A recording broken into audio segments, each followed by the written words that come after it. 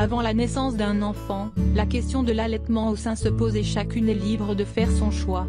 Pour les mamans qui ont décidé d'allaiter, une image d'Épinal nous vient souvent en tête, celle du bébé joyeux qui tète avec appétit sous les yeux attendris de sa mère. Il est vrai que ce moment privilégié peau à peau peut être très fort pour la maman et son nouveau-né. Toutefois, la réalité peut parfois être tout autre. Entre douleurs, craquellement des mamelons ou quantité de lait aléatoire, nourrir au sein peut parfois être source d'inconfort et de questionnement. Grand-mère partage avec vous ses astuces naturelles pour un allaitement maternel réussi. 1. Quel remède naturel pour favoriser la lactation? Dans les 6 premières semaines, le corps doit s'adapter et ne produira peut-être pas assez de lait. Dans ce cas, l'alimentation est un premier axe sur lequel se concentrer. Si nos grands-mères buvaient de la bière, réputée galactogène, elle favorise la production de lait maternel, les femmes peuvent aujourd'hui se contenter de levure de bière.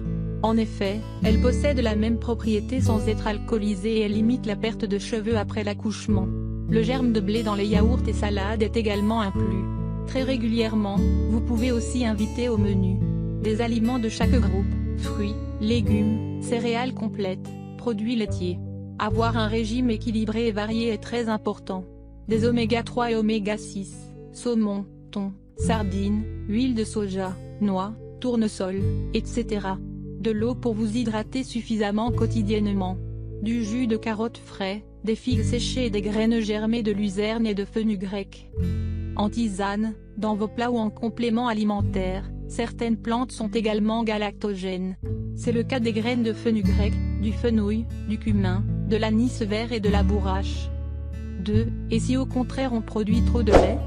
L'hyperlactation peut se produire en début d'allaitement, car le corps a besoin de temps pour trouver le bon rythme en fonction des besoins du bébé.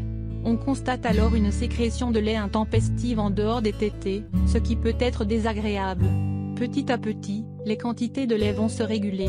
En attendant, consommer des ampoules de jus d'artichaut peut aider. La consommation de soja ou encore de persil peuvent aussi aider à diminuer et réguler la lactation. 3. Des astuces naturelles pour les seins douloureux ou engorgés à cause de l'allaitement. Vous sentez que vos seins sont tendus, pleins et douloureux? Pas de doute, c'est sûrement parce que vous souffrez d'engorgement.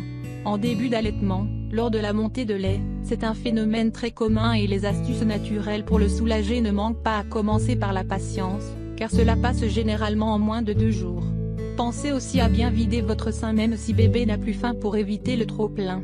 Aussi, contre les douleurs, pensez à l'homéopathie, Phytolacca est à prendre avant chaque tétée. Le cataplasme aux feuilles de chou vert reste le plus incontournable de tous les remèdes. En effet, sa glucosamine est une substance anti-inflammatoire et apaisante naturelle. D'ailleurs, on l'utilise souvent sur les petites blessures ou contre les douleurs de règles. Pour l'utiliser, lavez 2 feuilles de chou sorties du frigo. Puis passez les quelques secondes au rouleau à pâtisserie pour retirer les grosses nervures.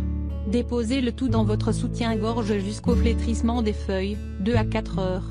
Surtout, n'arrêtez pas de donner un sein douloureux au risque d'avoir un engorgement et donc plus de douleur. Utilisez simplement un tire-lait si l'allaitement est impossible à cause de la douleur liée à la succion de votre bébé. 4. Des astuces naturelles contre les crevasses liées à l'allaitement. Si vous n'êtes pas vegan, la lanoline permet d'hydrater les mamelons, cette substance huileuse naturelle provient de la laine du mouton. Sinon, il est possible d'y apposer des compresses de lait maternel toutes les 4 heures pour les soigner. En effet, il est antiseptique, cicatrisant et hydratant. D'ailleurs, les coquillages d'allaitement conservent un peu de lait maternel sur les tétons comme une compresse et évitent les fuites de lait et le dessèchement des seins. Cela peut donc être une bonne solution pour vous. L'huile d'amande douce ou un baume à base de grande consoude, en pharmacie, sont aussi des cicatrisants très doux pour les fissures. Et surtout, évitez de laver systématiquement vos tétons avant ou après la tétée. Cela favorise l'apparition des crevasses. En plus, après la tétée, vos mamelons sécrètent un liquide qui les désinfecte et lubrifie naturellement. 5. Stopper la prolifération d'une candidose mammaire. Si le nourrisson a du muguet dans sa bouche, la mère aura quant à elle des champignons sur les seins. Dans ce cas, évitez l'application de l'anoline qui les nourrit. Passez plutôt à l'huile de coco le temps de soigner votre mycose sur le mamelon. En traitement de fond, vous pouvez aussi boire 10 ml d'argent colloïdal par jour pour stimuler votre système immunitaire.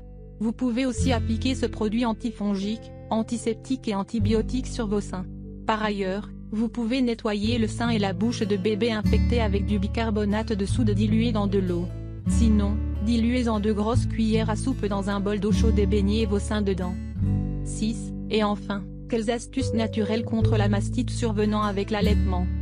Vous constatez une rougeur douloureuse sur votre sein et ressentez des symptômes grippaux, fièvre, courbatures, frissons? Ce sont des signes de mastite, une affection favorisée entre autres par le stress, la fatigue, les tétées moins régulières sur un sein ou insuffisantes, les crevasses ou un mauvais positionnement du bébé pendant la tétée. Normalement, cette inflammation disparaît en 2 ou 3 jours avec un peu de repos. Passé ce délai, il ne faut pas hésiter à consulter votre médecin. En attendant, continuez à donner le sein touché même si c'est douloureux et massez-le pendant la tétée pour favoriser l'évacuation du lait. Allaiter au maximum avec ce sein favorisera sa guérison. Utilisez des compresses chaudes, des bains d'eau chaude ou le jet de la douche pour dilater les canaux et afin que le lait coule plus facilement. Appliquez des compresses d'infusion de persil ou d'argile dans laquelle vous ajouterez quelques gouttes d'huile de millepertuis.